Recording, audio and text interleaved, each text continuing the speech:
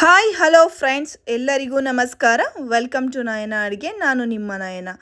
Friends, ಹೊಸದಾಗಿ ನಮ್ಮ ಚಾನಲ್ನ ನೋಡ್ತಿರುವಂಥವ್ರು ಇನ್ನೂ ಯಾರು ಸಬ್ಸ್ಕ್ರೈಬ್ ಆಗಿಲ್ವೋ ಪ್ಲೀಸ್ ಸಬ್ಸ್ಕ್ರೈಬ್ ಮಾಡ್ಕೊಳ್ಳಿ, ಸಪೋರ್ಟ್ ಮಾಡಿ ಅಂತ ಹೇಳ್ತಾ, ಫ್ರೆಂಡ್ಸ್ ವಿಡಿಯೋನ ಎಲ್ಲೂ ಸ್ಕಿಪ್ ಮಾಡದೆ ಕೊನೆವರೆಗೂ ನೋಡಿ. ದಯವಿಟ್ಟು ಹೋಟೆಲ್ ಶೈಲಿಯಲ್ಲಿ ಯಾವ ರೀತಿ ಇಡ್ಲಿಗೆ ದೋಸೆಗೆ ಸಾಂಬಾರು ಮಾಡೋದು ಅಂತ ನೀಟಾಗಿ ತೋರಿಸ್ಕೊಟ್ಟಿದ್ದೀನಿ ವಿತ್ ಟಿಪ್ಸು.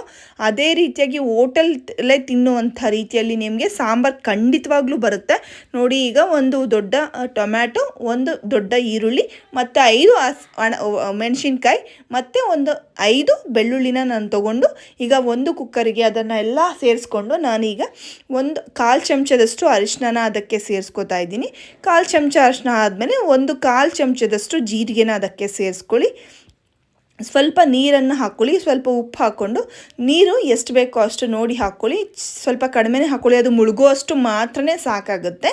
ಅದನ್ನು ಒಂದು 3 ವಿಸಿಲ್ 4 ವಿಸಿಲ್ ತೊಗೊಂಡ್ಬನ್ನಿ, ಚೆನ್ನಾಗಿ ನುಣ್ಣಗಾಗಲಿ ನೋಡಿ. ಈಗ ಒಂದು ಪಾತ್ರೆಗೆ ಪಕ್ಕದಲ್ಲಿ ಇಟ್ಬಿಟ್ಟು ಎಣ್ಣೆ ಹಾಕಿ ಒಂದು ಸ್ವಲ್ಪ ಸಾಸಿವೆ ಮತ್ತು ಜೀರಿಗೆನ ಹಾಕ್ಕೋತಾ ಇದ್ದೀನಿ. ಸ್ವಲ್ಪ ಕರಿಬೇವನ್ನು ಕೂಡ ನಾನು ಸೇರಿಸ್ಕೊಂಡು ಜಜ್ಜಿರುವಂತಹ ಬೆಳ್ಳುಳ್ಳಿ ಒಂದು ಸ್ವಲ್ಪ ಮೀಡಿಯಮ್ ಗಾತ್ರದ್ದು ಒಂದು ಫುಲ್ಲು ಹಾಕ್ಕೊಳ್ಳಿ, ಚೆನ್ನಾಗಿ ಬರುತ್ತೆ ನೋಡಿ. ಈಗ ಈ ರೀತಿಯಾಗಿ ನಾನು ರುಬ್ಕೊಂಡಿದ್ದೀನಿ, ಚೆನ್ನಾಗಿ ಸ್ಮ್ಯಾಶ್ ಮಾಡ್ಕೊಂಡಿದ್ದೀನಿ. ನಾನು ರುಬ್ಕೊಂಡಿಲ್ಲ, ಬೇಕು ಅನ್ನೋರು ರುಬ್ಬಿ ಹಾಕ್ಕೊಳ್ಳಿ, ಇನ್ನೂ ಚೆನ್ನಾಗಿ ಬರುತ್ತೆ ಸಾಂಬಾರು.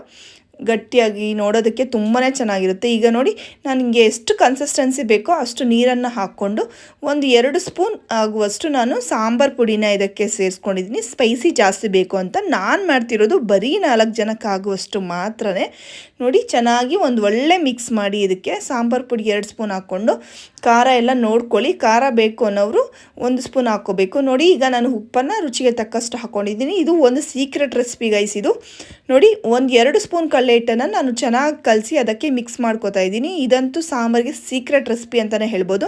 ಹೋಟೆಲ್ ಶೈಲಿಯಲ್ಲಿ ಬರೋ ಸಾಂಬಾರ್ಗಂತೂ ಸೂಪರಾಗಿರುತ್ತೆ, ಅದೇ ರೀತಿಯಾಗಿರುತ್ತೆ, ಟ್ರಸ್ಟ್ ಮೀ.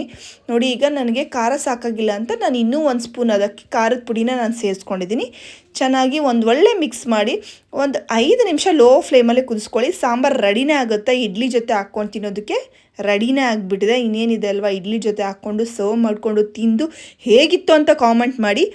ಇನ್ನೂ ಯಾರ್ಯಾರು ನಮ್ಮ ಚಾನಲ್ನ ಸಬ್ಸ್ಕ್ರೈಬ್ ಆಗಿಲ್ವೋ ದಯವಿಟ್ಟು ಸಬ್ಸ್ಕ್ರೈಬ್ ಆಗಿ. ಇದೇ ರೀತಿ ಈಸಿ ಆ್ಯಂಡ್ ಟೇಸ್ಟಿ ರೆಸಿಪೀಸ್ಗೋಸ್ಕರ ನಯನ ಅಡುಗೆ ಚಾನಲ್ನ ಫಾಲೋ ಮಾಡಿ. ಮುಂದಿನ ವೀಡಿಯೋ ಅಲ್ಲಿ ಸಿಗ್ತೀನಿ. ಅಲ್ಲಿವರೆಗೂ ಬಾಯ್, ಥ್ಯಾಂಕ್ ಯು.